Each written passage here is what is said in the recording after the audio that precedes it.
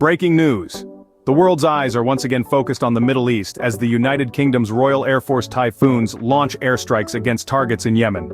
A series of events have led up to this moment, and today, we're bringing you the full, unfiltered story. It all began in the corridors of power, with whispers of escalating tensions and the need for decisive action. The Middle East, a region that has seen more than its fair share of conflicts, was once again in the crosshairs. The decision was made, the orders given, and the RAF Typhoons were deployed.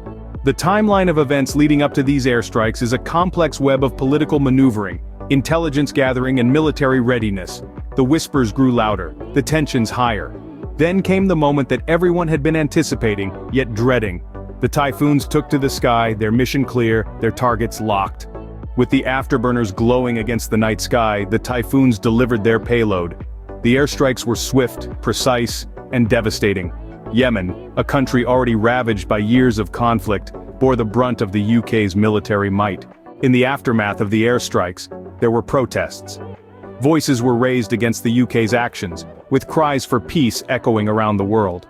Yet, amidst the chaos and the condemnation, there were also those who stood by the UK's decision, arguing that it was a necessary step in the fight against the forces destabilizing the region. To summarize, the RAF Typhoons airstrikes on targets in Yemen mark another chapter in the ongoing story of the Middle East.